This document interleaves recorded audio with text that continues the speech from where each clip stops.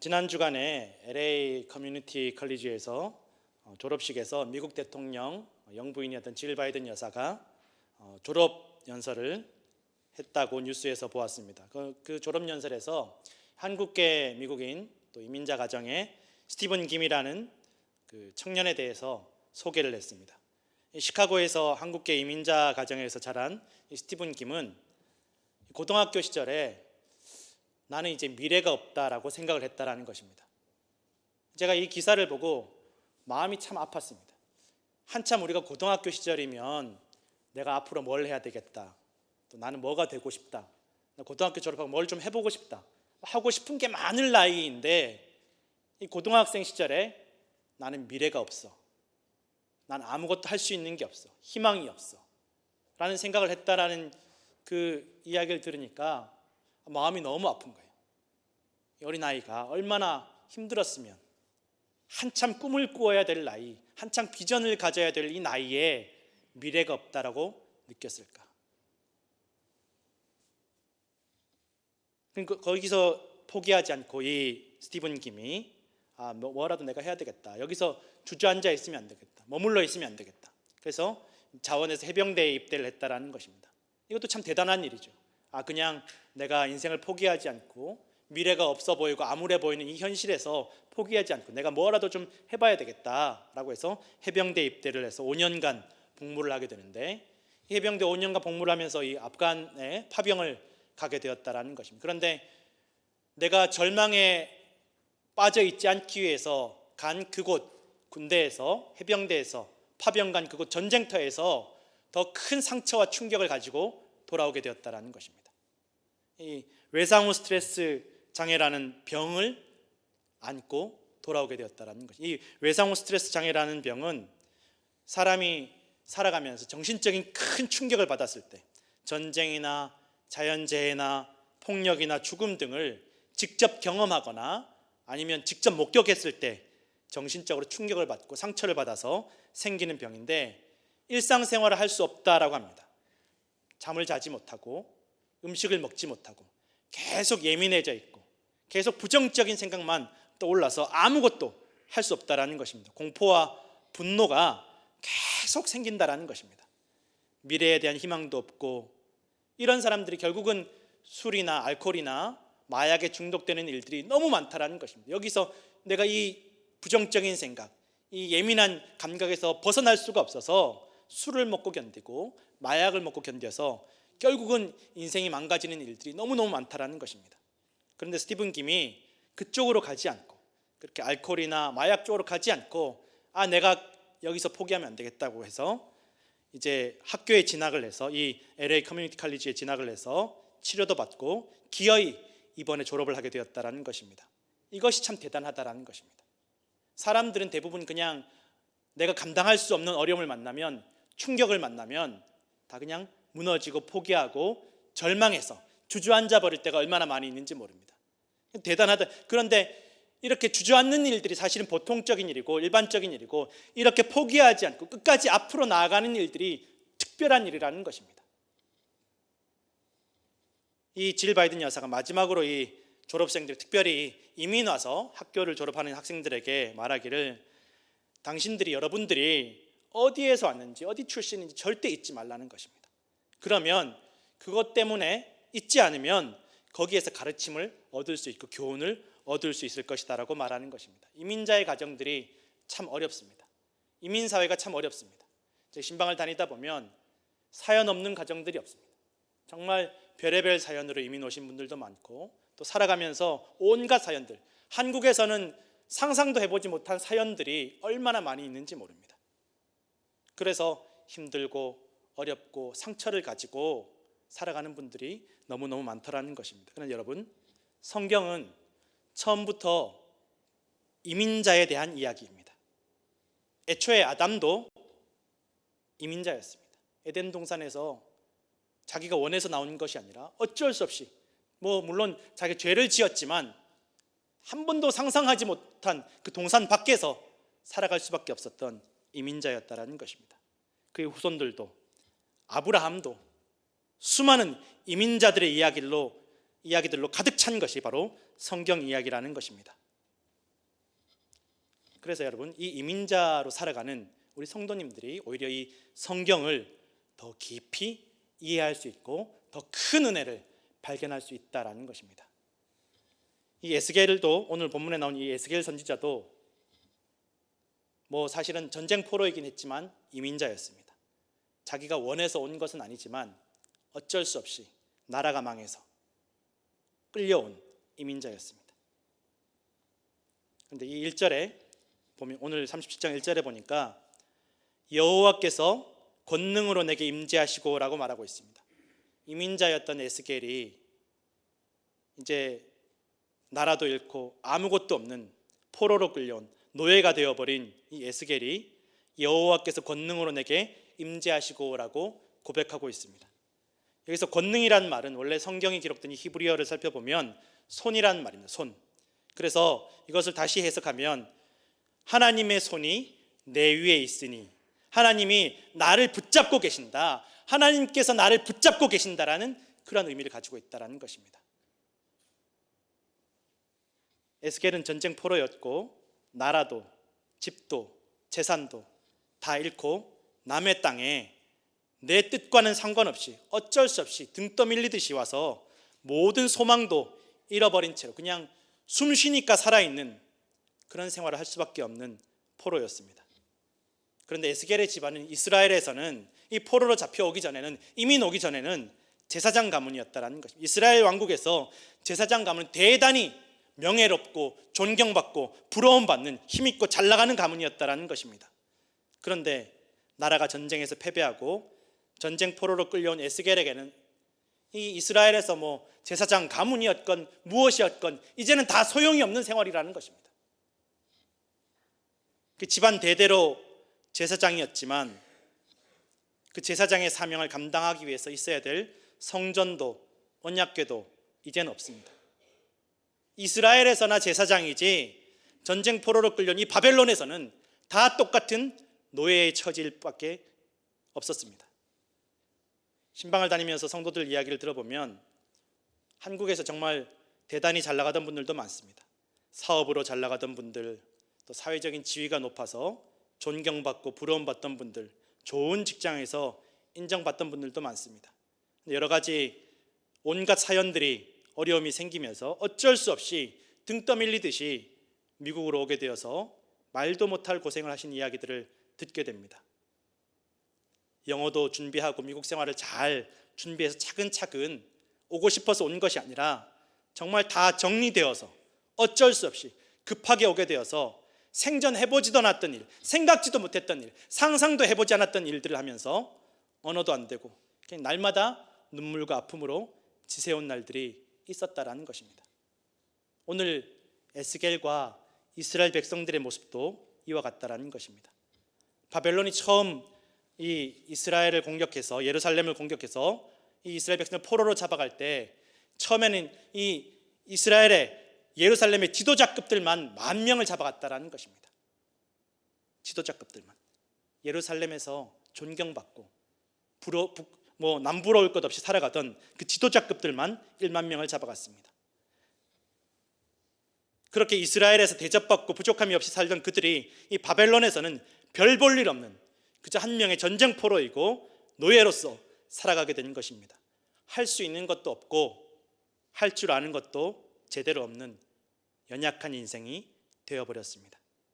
어쩌다 이렇게 되었는지 낙심할 수밖에 없는, 아무런 소망도 희망도 가질 수 없는 존재가 되어버렸습니다.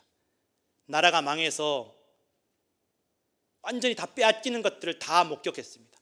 잡혀가면서 이 성전이 다 약탈당하고 사람들이 죽임당하고 온갖 잔인한 일들을 다 목격했습니다. 그리고 자신들은 또 포로로 잡혀오는 것입니다. 이 정신적인 충격이 얼마나 크겠습니까? 이 상처가 얼마나 크겠습니까?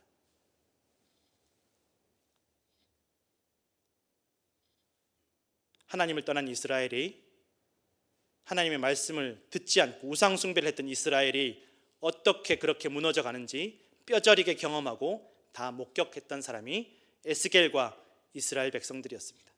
그런데 이 에스겔이 이 포로로 잡혀온 바벨론에서 자기가 누구인지를 잊지 않았습니다. 자기가 제사장임을 잊지 않았습니다. 하나님께서 맡겨주신 사명이 있다는 것을 잊지 않았습니다. 그래서 에스겔서 1장에 보면 내가 제사장 가문이라는 것을, 내가 제사장이라는 것을 분명하게 고백하고 선포하고 있다는 것입니다. 나는 하나님께서 사명을 맡겨주신 하나님의 백성입니다. 나 제사장입니다. 이 바벨론에서는 다 소용없는데, 쓸모없는데, 제사장이었던 것이 다 소용없는데도 그럼에도 불구하고 하나님께서 맡겨주신 사명을 잊지 않았습니다. 당당하게 밝히는 것입니다. 사람을 바라보지 않고 상황을 바라보지 않고 하나님께서 맡겨주신 사명만 기억했던 사람이 에스겔이었습니다. 성전도 무너지고 제사도 드릴 수 없지만, 할 수 있는 것이 없고 할 줄 아는 것도 없지만 사명을 잊지 않고 기억했습니다. 그런데 그 에스겔에게 하나님께서 찾아오셨고 권능으로 임재하셨고 하나님께서 에스겔을 붙잡고 계셨다라는 것입니다. 오늘 여러분, 하나님께서 우리를 붙잡고 계심을 기억하시기 부탁드립니다. 할 수 있는 것이 없고 할 줄 아는 것도 없고 아무런 소망도 희망도 없을지라도 하나님께서 우리를 붙잡고 계신다라는 것입니다. 그렇게 하나님의 말씀을 전하게 하기 위해서, 하나님의 약속을 전하게 하기 위해서, 사명을 맡기시기 위해서 하나님께서 에스겔을 붙잡으셨습니다. 다 절망적인 상황 속에서, 눈에 보이는 소망이 없는 곳에서, 내가 할 수 있는 것이, 할 줄 아는 것이 아무것도 없을 때라도 하나님께서 에스겔에게 찾아오시고 붙잡으시고 사명을 맡겨주신다라는 것입니다. 그리고 그 에스겔 위에 임재하셔서 에스겔을 붙잡으셔서 하나님의 영이, 성령께서 이 에스겔 선지자를 골짜기로 안내해 있는, 그 골짜기에는 뼈가 가득했다라고 성경에 기록이 되어 있습니다. 그냥 뼈들도 아니고 마른 뼈들이, 소망이 없는 절망적인, 어떻게 보면 혐오스러운 뼈들이 가득한 골짜기로 인도하셨습니다. 그곳을 지나가게 하셨습니다. 전에 한국에서 장례를 치를 때 보니까 대체로는 이제 매장을 하실 때, 이제 하관을 할 때 관째로 이렇게 보통 넣는 경우들이 많은데, 어떤 지역에 가니까 그 하관하기 전에 관에서 시신을 꺼내서 매장을 하시더라고요. 물론 이제 삼배로 칭칭 동여매서 볼 수는 없지만 그래도 사람 형태가 드러나니까 사실 저는 처음에 겪을 때 깜짝 놀랐어요. 아, 이런 데도 있구나. 그런데 조금 놀라긴 했지만 이런 것도 있구나라는 마음이 들긴 들었습니다. 그런데 그것을 바라보는 가족들이 너무너무 아파하시는 거예요. 아, 사람이 이렇게 와서 이렇게 가는구나. 아무것도 없구나. 이렇게 땅에 묻히는구나. 가족들의 마음이 너무너무 아픈 거예요. 울음소리가 더 커지는 것입니다. 물론 미국에서는 장례식에서 시신에 옷도 입히고 화장도 해서 최대한 생전의 모습처럼 꾸며서 뷰잉을 하기도 하는데, 뷰잉을 할 때 보면 사람들 마음이 너무 아픈 거예요. 슬프고 어렵다라고 합니다. 시신을 꽁꽁 싸매서 형체만 보여도, 최대한 생전의 모습처럼 꾸며서 화장을 해도 이 시신을 보는 사람들의 마음이 슬프고 어렵다라는 것입니다. 그런데 오늘 에스겔은 이 사람의 뼈가 가득한, 생전의 모습을 전혀 알아볼 수 없는 뼈로 가득한 골짜기를 지나가게 되는 것입니다. 하나님께서, 성령께서 보게 하십니다. 경험하게 하십니다. 좀 은혜 받고 성령 받으면, 하나님께서 인도하시면, 성령께서 인도하시면 좋은 것만 좀 보여주시면 참 좋을 텐데, 희망적인 것만, 좋은 모습들만 보여주시면 참 좋을 텐데, 어렵고 힘든 현실, 피하고 싶고 보고 싶지 않은 상황을 마주치게 할 때가 얼마나 많이 있는지 모르는, 아무런 소망이 없어 보이는 상황, 일말의 희망도 가질 수 없는 사람들을 만나게 하실 때가 있다라는 것입니다. 열심히 신앙생활하고 교회 다니고 예배 때 은혜도 받지만 주변의 어려운 일들 계속 볼 때가 있습니다. 경험할 때가 있습니다. 내 인생이, 내 가정이, 내 주변이, 내 직장이, 내가 사는 이 나라가 도무지 희망을 찾아볼 수 없는 것처럼 절망적으로 느껴질 때가 있습니다. 은혜 받고 성령 충만하면 좀 세상이 달라 보이면 참 좋을 텐데, 사람들이 좀 다르게 보이면 참 좋겠는데, 오히려 더 절망적으로, 은혜 받기 전보다 더 절망적으로 보일 때가 있다라는 것입니다. 세상이 더 절망적이고 소망이 없는 사람들만 가득한 것처럼 느껴질 때가 있습니다. 오늘 본문에서 하나님께서 에스겔을 성령께서 에스겔을 이미 이런 골짜기로, 이런 뼈가 가득한 골짜기로 인도하지 않아도 이미 그 처지가, 그 상황이, 환경이 충분히 절망적인데도 불구하고 또 이 절망적인 상황 속을 경험하게 하시는 것입니다. 하나님께서 에스겔에게 물어보십니다. 에스겔아, 이 뼈가, 이 말라 비틀어진 뼈들이 살아날 수 있겠냐? 아니, 대답하지 않아도, 물어보시지 않아도 눈에 보기에도 이미 틀려버렸는데, 이미 늦어버렸는데 하나님께서 기어이 또 물어보십니다. 대답하게 하십니다.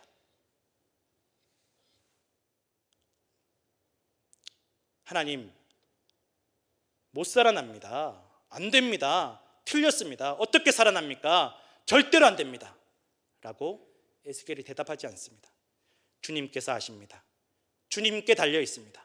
주님께서 하시면 살아날 수도 있습니다. 주님만이 살리실 수 있습니다. 라고 주님께 모든 것들을 맡기고 주님을 인정하는 것입니다. 우리가 하나님을 믿지만, 예배하지만, 기도하지만 하나님, 이거는 회복될 수 없고 더 좋아질 수 없습니다. 안 됩니다. 하나님, 이미 틀렸습니다. 이미 늦어버렸습니다. 나는 안 됩니다. 우리 가족은 안 됩니다. 우리 아이는 안 됩니다. 늦었습니다. 소망도 희망도 없습니다라고 생각하고 말하는 경우가 얼마나 많이 있습니까? 이건 누가 해도 뒤집을 수 없는 상황입니다. 다 끝난 상황입니다. 사람 바뀌지 않습니다. 이건 어렵습니다. 끝난 일 같습니다.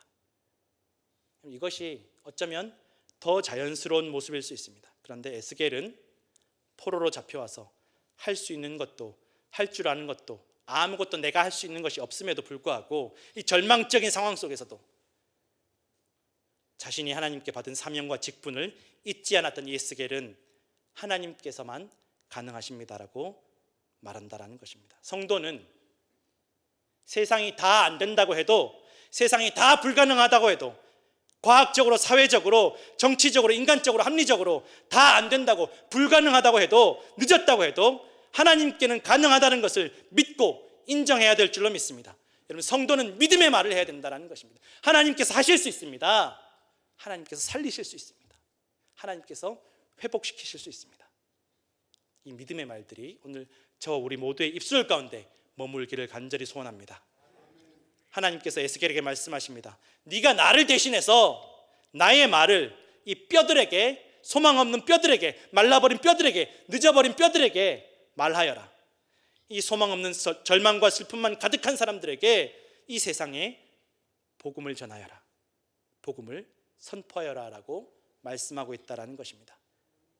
너희 마른 뼈들아, 소망 없고 절망만으로 가득 찬 이스라엘 백성아, 이미 다 끝났다고 생각하는, 늦었다고 생각하는 이스라엘 백성아, 하나님의 말씀을 들을지어다, 복음을 들을지어다. 하나님께서 말씀하시기를 너희에게 다시 생기가 들어가게 하리니 너희가 살아나리라. 너희에게 힘줄과 살과 피부가 생기고 너희 속에 생기가 들어가리니 너희가 살아나리라. 믿으시면 아멘 하시기 바랍니다. 여기서 생기라는 말은 오늘 본문 1절에 하나님의 영이란 말과 같은 단어입니다. 그래서 생기가 들어간다는 말은 생명이 들어간다는 말이지만 동시에 성령이 들어가신다는 의미를 가지고 있다는 것입니다. 성령께서 살아나게 하십니다.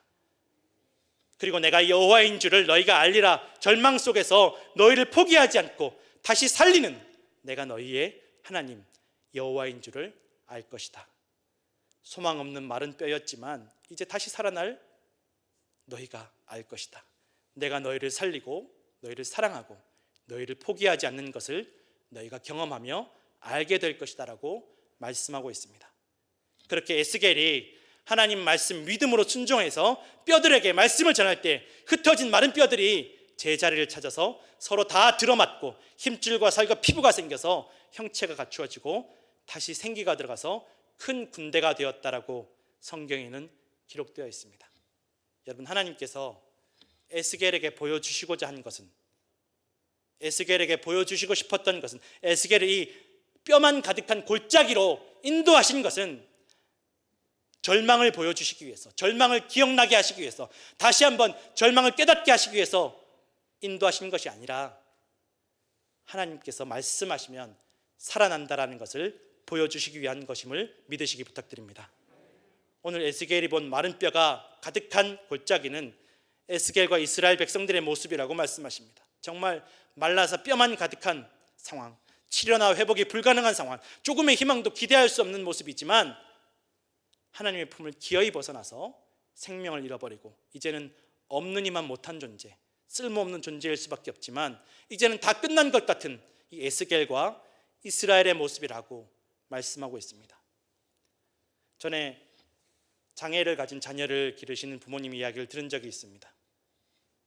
아이가 몸은 자라는데 몸을 가누지 못하고, 몸은 자라서 부모보다 머리 하나가 더 큰데 정신은 자라지 못해서 일일이 다 먹여주지 않으면, 씻겨주지 않으면 혼자 살 수 있는 것이 아무것도 없어서 일일이 다 부모가 씻겨주고 먹여주고 입혀줘야 한다라고 합니다. 그런데도 자꾸 부모가 씻기려고 먹여주려고 입혀주려고 않으면 이게 답답해서 벗어나려고 몸부림을 친다라는 것입니다.